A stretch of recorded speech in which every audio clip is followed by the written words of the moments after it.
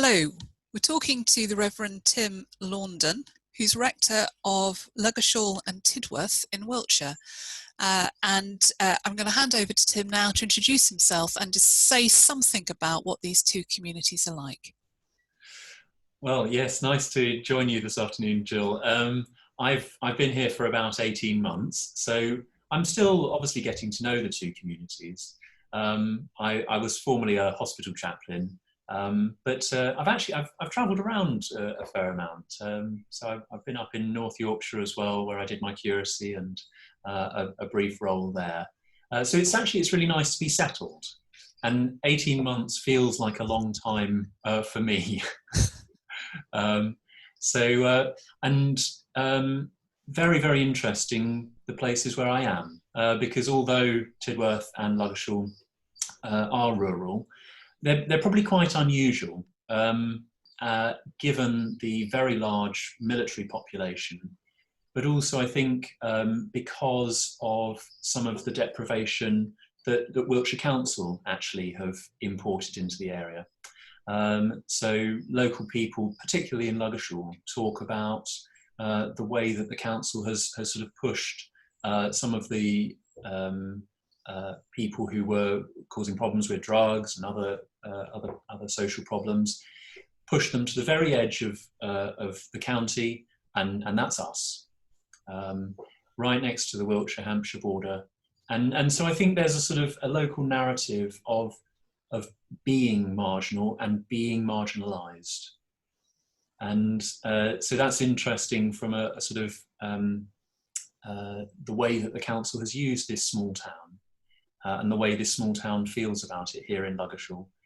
And a similar sort of idea of importing urban deprivation, I think plays out in Tidworth as well, where the army obviously recruit from poorer communities, and they bring those urban people, and they've sort of parachuted them in and dropped them in what was previously a village, Tidworth, and now is a relatively large town. Okay, so quite a different context in what rural context. So these communities are not typical chocolate box villages, they're large communities. I think Tidworth has a population of more than 10,000, I think. Yes, we were 12,000 pre the army rebasing. Wow. But now that the army has brought back almost all of the troops from Germany and built hundreds and hundreds of houses in Tidworth and in Ludgershall, we now are substantially more than that, although we don't really have up-to-date figures. Right. Okay. So large places with particular issues that are related to both the army and how the council have treated those communities long term, but set in really beautiful countryside with agricultural production around it. And so essentially, you know, larger town and a village in a rural context, but with very, very different issues. Yes. So how do you go about ministry across those two communities then? What approaches do you take?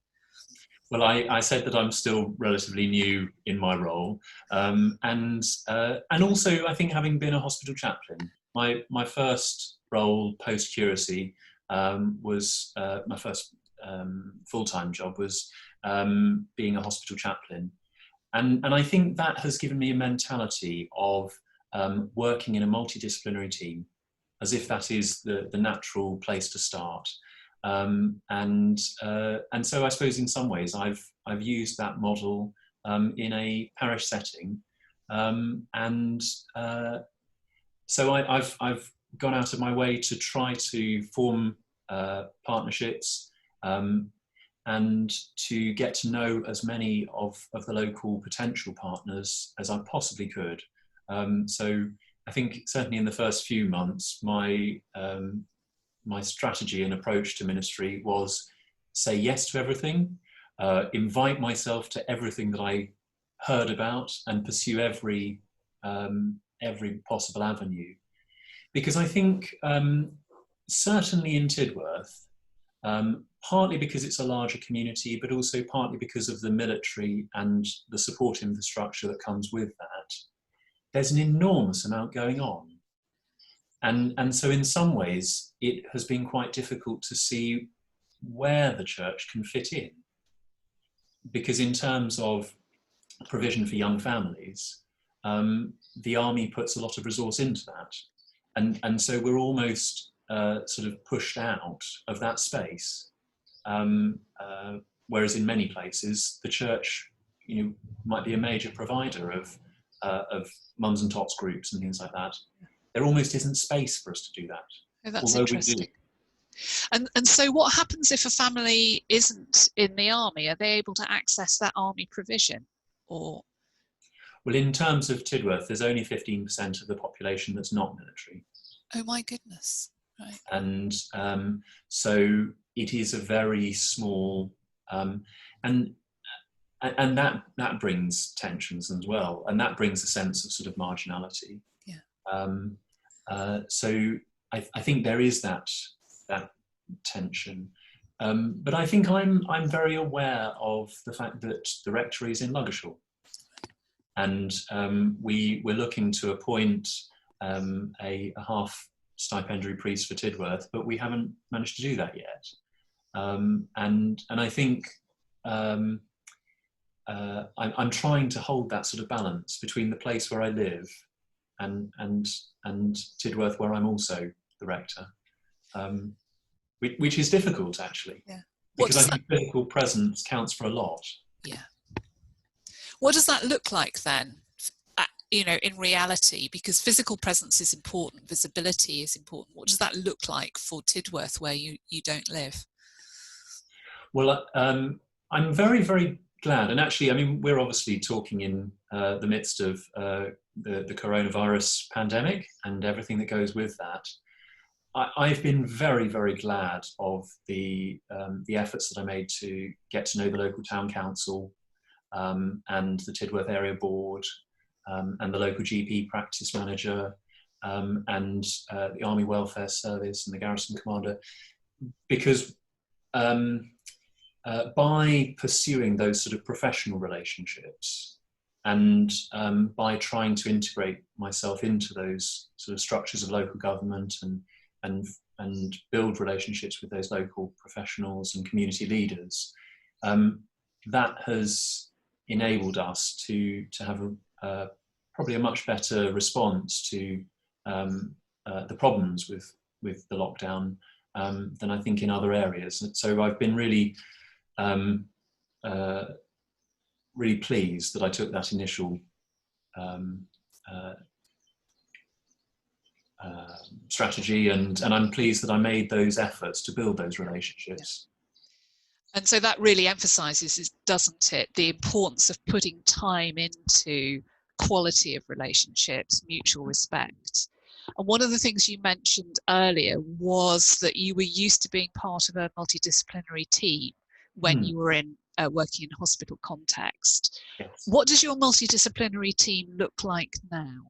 Because it's such a good phrase, but what does it consist of currently? And it might only be part formed.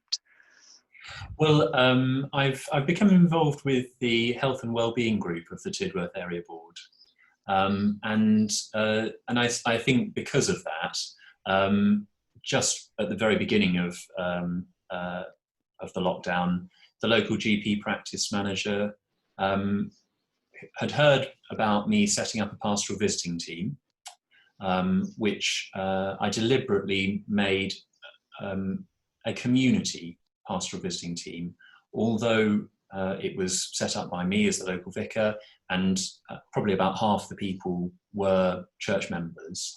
I wanted it to have that sort of community feel. I think that's one of the things that the Church of England can do really well, actually, to be a sort of a community that is obviously Christian, but not exclusively. Yeah, yeah.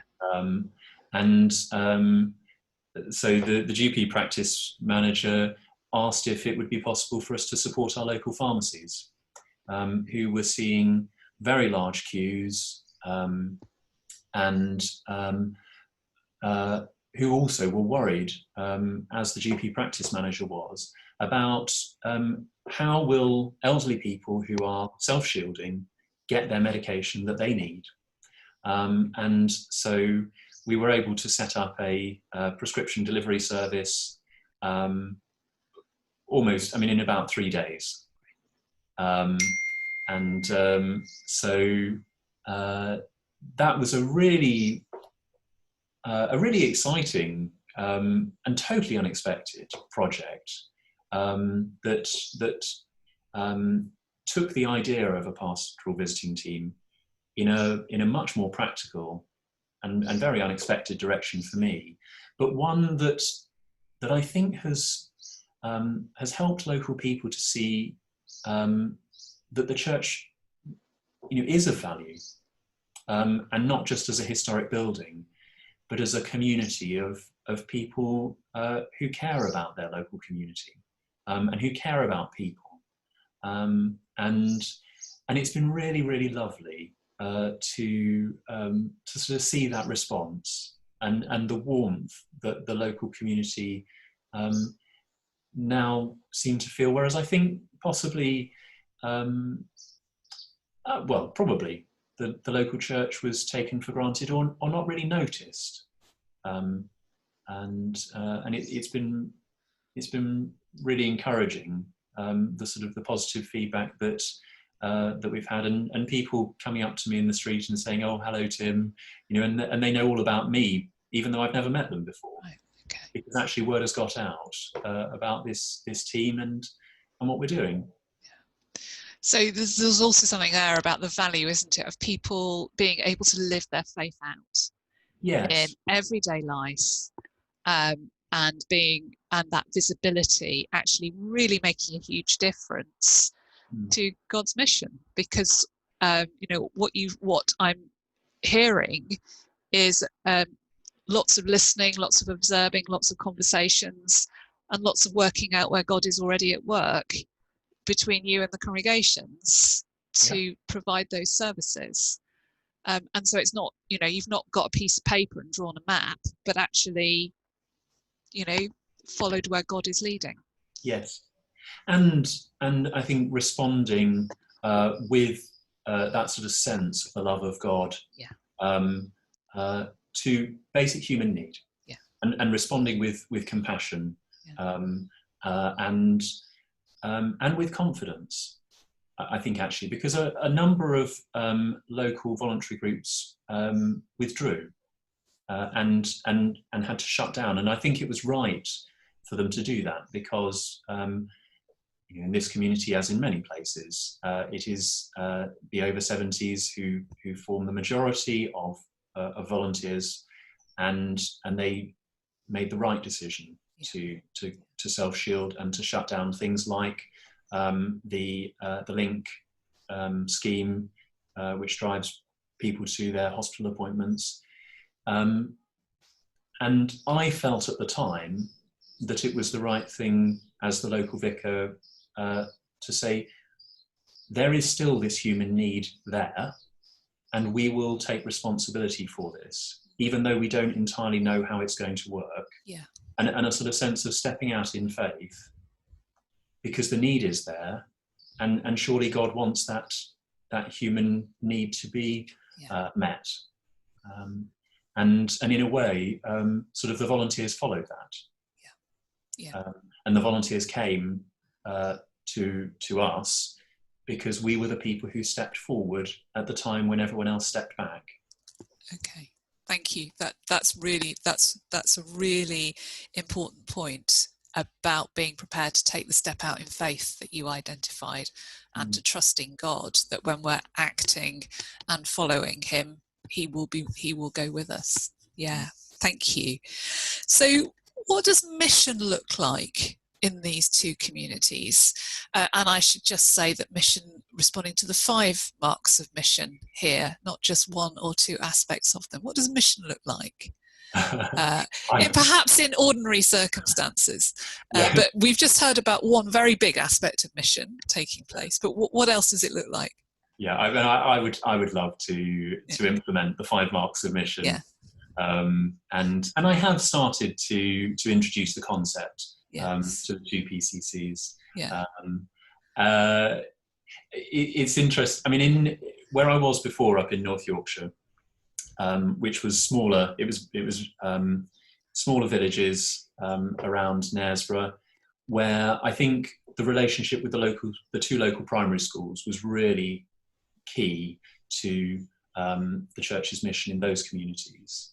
And where I did my curacy in Wetherby, a larger rural town, a market town.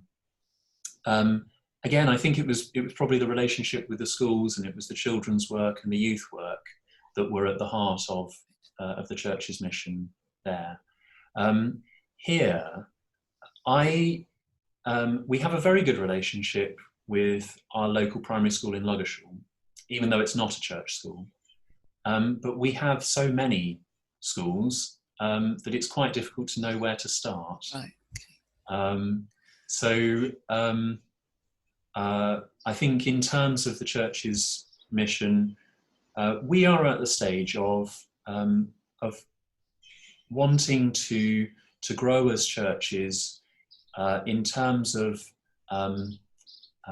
our relationships with the wider community as churches that are already outward looking. But we are small churches in relatively large towns. The mission of the church will be the 5 marks of mission being more widely known within the congregation, and outworkings in those different aspects of mission. But currently, I think probably the next step is a benefice magazine that we are launching in about 4 or 5 days' time, to replace the 2 parish magazines, and being more ambitious with our joint magazine to reach out to a wider community than the numbers that we were previously distributing to. And I think probably extremely practically, I'd love to have a parish office or a benefice office with an answer phone and myself and sort of 3 or 4 others to be able to pick up answer phone messages and to be contactable, but in a way that is not completely overwhelming for me. Yeah. And this is so basic, but that's where we are, because I think it is being relatively small churches in relatively large communities.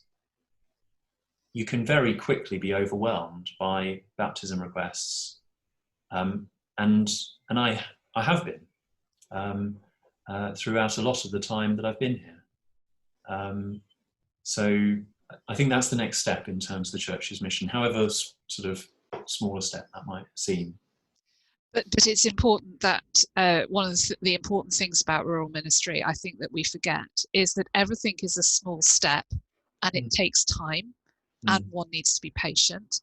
But also, and I'm going to say this again, it's not rocket science. It's good, basic, patient ministry over quite a long period of time. And having been in post 18 months, you are taking those first steps still.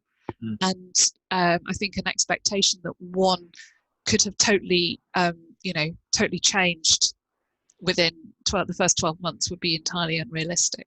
Yeah. So, yeah. I mean, I think we probably, where we're strongest is the 3rd mark of mission in terms of loving service and responding to human need. Yeah. And I think, and we've started where we're strongest, and we've developed that strength. Where I would love to go is in terms of challenging injustice and returning those structures. But that's very ambitious. Yeah. And I think also not every Christian believes that is part of the mission of the church. And there can be a very strong emphasis on Sunday worship as that being the church, and being a nice person, of course, but and being loving and kind to your neighbours. but it would be wonderful if one of the things that comes out of this coronavirus situation is the church as an organised community, with a sense of how society ought to be and how God wants it to be, and that we are deliberately and strategically moving in that direction, for the common good, and drawing people into that vision, because we can articulate a sense of the Christian understanding of the kingdom of heaven and God's love for people, but also with an openness to working with other people and expressing it in a way that they might want to join in with the project, even if they don't want to share in our beliefs, because they can see that we're people of goodwill. But I would, what I would love to do is to focus on the fifth mark of mission and the care for our creation. And we were talking just before we started the interview about Instagram. And I came across a very innovative local farmer who lives just at the sort of top of the hill, just outside the parish, actually, I think, who's farming Fred on Instagram, and I'm Pickled Vicar, but George is a very innovative farmer and very interested in using his cows to capture carbon. And I would, thinking longer term, I would love to work with him and other innovative farmers, because actually I think Wiltshire is quite an innovative place in terms of farming. I've been surprised at the number of people who are really pretty cutting edge in terms of their desire to use mainstream farming practices, but with a focus on the environment and ecology. And I'd love to work with them and our local butcher and our communities as consumers who can use our buying power to help farmers to go in the direction that probably many of them want to go in anyway, but the incentives in terms of the market have been in the direction of cheapness, not in the direction of the care for creation.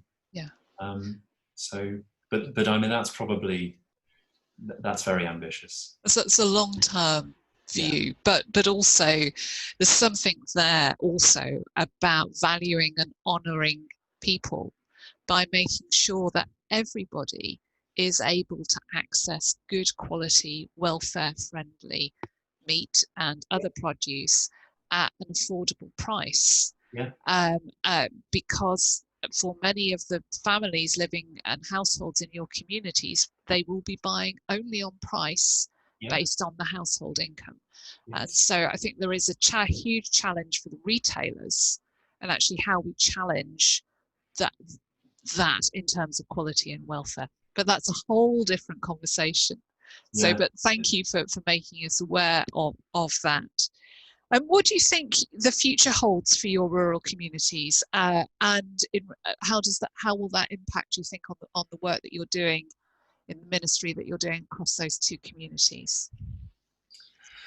Well, I think we are communities that have grown a lot recently, and have grown over a number of years.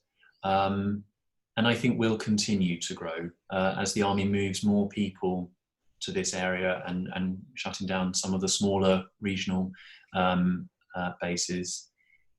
And I think we're also probably a community that is growing because house prices are cheaper in Tidworth and Ludgershall than in surrounding areas. And so we have had successive waves of younger commuters attracted by the lower house prices. And there's the prospect of a train station in Ludgershall that several people have been campaigning vigorously for a number of years, that may or may not happen, but is still something that is being argued for and against. So I think there are prospects for the communities to grow, but I think there is also, certainly in my mind, the prospect of youth unemployment and communities that are relatively poorer. We're in the middle third in terms of the indices of multiple deprivation and the Church Urban Fund's sort of ranking of all of the parishes in the Church of England. We are top and bottom of the middle third, but with significant small pockets of poverty. What worries me is that might be that we might be hit quite hard by the financial consequences of the lockdown, because a lot of the population are working age, but relatively poorly paid and relatively insecurely employed. And we're very reliant on local businesses to provide that employment that may be struggling in the months and years to come. So that will emphasise in your work the emphasis on making sure that people are well looked after, that there's appropriate pastoral care, that we are caring for people, but also indicates that there will be matters of justice to be engaged with as well. Yeah. So what are your challenges then as a minister in these communities? I don't want to sound too gloomy about finance again. No, but we need to be realistic. Yeah. One of the things that was worrying me before the coronavirus restrictions and the pandemic was the state of the diocesan finances. And we are reliant on the wealthier churches paying into the fairer share scheme, and they subsidise my ministry here, and I wouldn't be able to be the local vicar in Ludgershall and Tidworth and to minister in these communities if it weren't for the wealthier churches subsidising us. But I'm aware that the diocese is under significant financial strain in the relatively good times that we had, and now I suspect that probably giving has gone down. So maybe some of those things that were going to be happening over the next 3 to 5 years, I wonder if now they're going to be happening sooner. So what worries me is the prospect of us not being able to afford to have a vicar in Tidworth, which would make my role very, very difficult. And it's been okay having a curate and myself, and having a sense of this is a time of not having enough clergy that we just have to kind of get through, but they're on, there's hopefully someone coming. It would be very difficult to maintain this level of ministry when my curate leaves, and if it's just me. And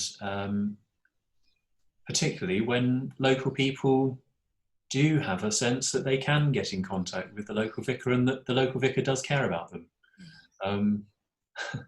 So I really hope that that those financial problems that the diocese faces, I hope they can be solved, and we're trying to play our part in addressing those. So Tidworth, the smaller and poorer of the two churches, overpaid our parish share last year by 7%. Wow.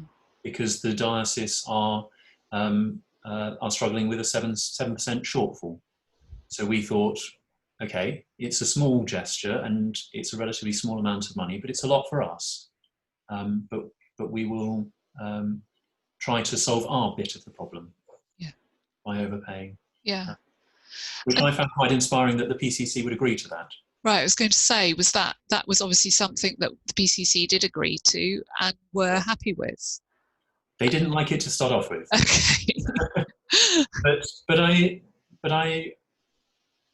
tried to say to them, I think we believe in a generous God. Yeah. And we also, I think, believe in supporting one another. And so therefore we should act on the basis of those beliefs. So I was personally quite inspired that they would say yes, okay, we'll do it. Yeah, it's a nice point to emphasise that in poverty often you get the greatest generosity. Well, but we shouldn't undervalue the generosity of the wealthy either. No. And you know, I think it's. I'm conscious of the smaller villages, many of whom are wealthier people and wealthier populations. I'm very conscious that they might have a sense of not having as many clergy as they would like, and not getting sort of value for money, which is a reasonable perspective to have. Yeah. And those are reasonable concerns. Absolutely. But there's something also about generosity coming, as you said, we believe in a generous God. So it works both ways. Yes. Yeah. So just to end on, what excites you about ministry in the rural communities that you're in, the fairly unique rural communities that you're in? What excites you? I do enjoy working with other professionals and other community leaders, and some really great people in the churches as well, actually.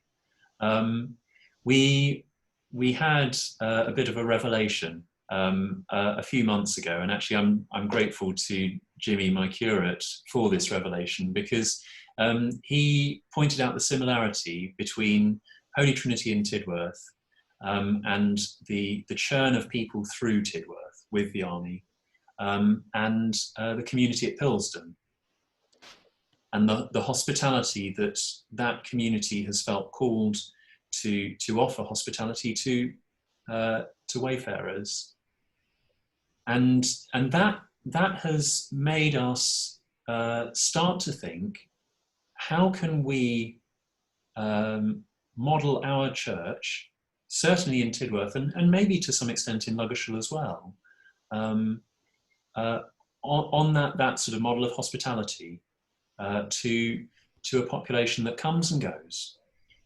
Because I think for many years, particularly in Tidworth, the local church has been quite demoralised by the experience of young families come and join the church and then leave, and the feeling that has engendered has been one of sort of, we're so excited they're joining us, they're going to stay forever, and it's going to be brilliant. Oh no, they've left us. What have we done wrong? Like, how disappointing. Rather than having a sense of they're coming to join us for a short period of time, and then we send them on with our blessing. And I think we are at the beginning of just changing that mindset, and embracing the reality that we do face, but having the eyes to sort of see, what is happening, and also what the mission of the church means, and what we can offer to people who are moving around the country. I think is that sort of instant sense of community, and slotting them into a community, and then sending them on from that community. So we need to work out what that means in practical ways, and how to make it really happen. But that's one of the things that I'm excited about, seeing how those ideas unfold and develop over the coming months and years. Thank you. That's a very good point to leave it, Tim. Thank you very much indeed for your time today.